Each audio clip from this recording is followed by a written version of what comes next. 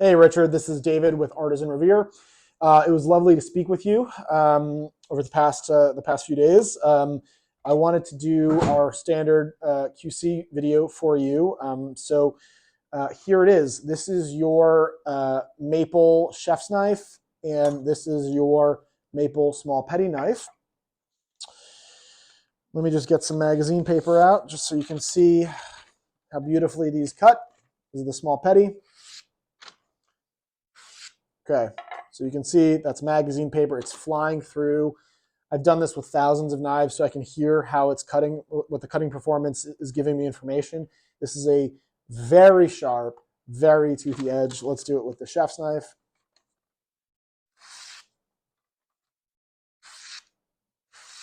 Okay, beautiful.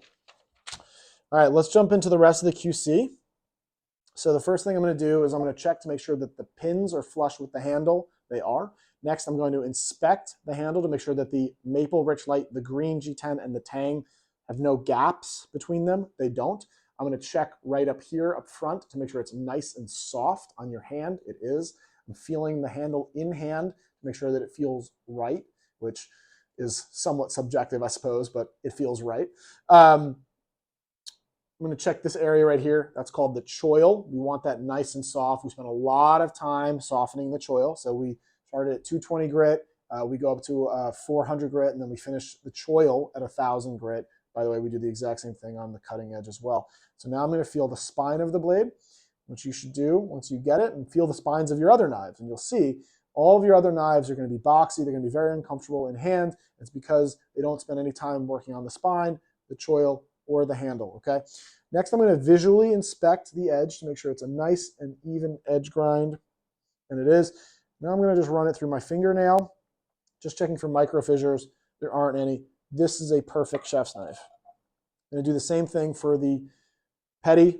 I'm just not going to say everything out loud, but you can sort of see what I'm doing here. Okay. Oh, and as mentioned, I told you we like to curve the tip of the petties up just a little bit, and that's going to make it very safe for you to process an avocado in hand if you choose to do that. Okay, beautiful. Couple other quick pointers. Let's pretend that this is a knife magnet. So we have two preferred storage methods. One is in your leather sheaths, and the other is on a knife magnet. We don't like knife blocks because every time you put it into the knife block, the edge cuts up against the block. So you're dulling your knife a little bit. So we like knife blocks. The ones that are covered in wood are great. So there's a bunch on Amazon you can buy for like 30 bucks. So you're going to put the spine of the knife onto the magnet and then rotate the blade on. Then to take it off, you're going to rotate the edge off and pull it off this way. You never want the edge of your knife hitting up against the magnet. So that's tip number one. Tip number two, when you store these in the leather sheaths, which you're going to do for travel and things like that, make sure you match up the AR on the blade and the AR on the leather sheath. There's two reasons for that. So number one, it creates friction, so your knife's not going to fall out. And number two, by the way, don't do this with the chef's knife. The chef's knife weighs, gosh, I can't remember the exact weight off the top of my head. I apologize, but it is obviously meaningfully heavier than the petty, so it should hold it, but obviously don't just grip it like this and do that with the chef. The second reason is that the bottom of the leather sheath has a welt, okay? That's an extra piece of leather that's going to guarantee that your knife is not going to slice through it. These knives will fit in upside down, but then you're going to watch this.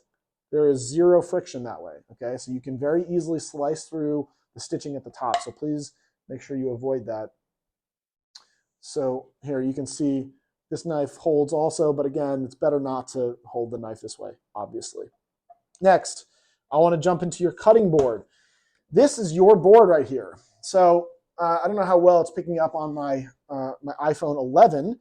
The left side of the board has food grade mineral oil applied to it. The right side, my right, does not, okay?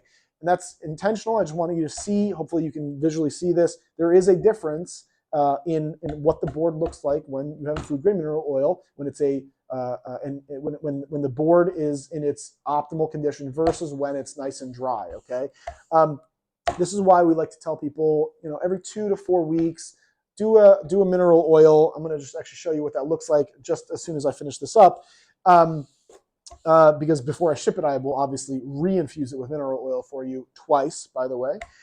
just to make sure it's nice and exactly what you're looking for. So really quickly, just with the packaging. So give me 1 second as I pack it in here. I want you to see how you take it out. So this is the box that you're going to get with everything. All right, so let's turn this around. Okay, so this is what the inside of the box looks like. So when you want to take the board out, don't just grip right here. Grab this whole insert on both sides, top and bottom, and then lift the board out, and it's going to come out really easily like that, okay? You're going to have your conditioning paste in here like this, and your 2 applicator pads are going to be in here as well, okay? The knives are going to come in this same box. They're going to be inserted right in between oh gosh, what is the word for this? Well, whatever this thing is called, the insert, okay? They're going to be in plastic bags, so they're going to be nice and safe. You don't have to worry about anything like that. So again, when you go to remove the board, make sure you grab onto the entire insert, not just the little hole or gap right there. This is shipping today. You should have it by the 23rd or the 24th. If you have any questions, obviously, don't hesitate to reach out to me. We are starting our next batch of knives in the first week of January. So our estimated time of shipment for that second batch is going to be the end of January. I think I mentioned that to you already. Like I said, if you have any questions, don't hesitate to reach out. You have my cell. Thank you very much for your order. My team and I really appreciate it. So thanks again.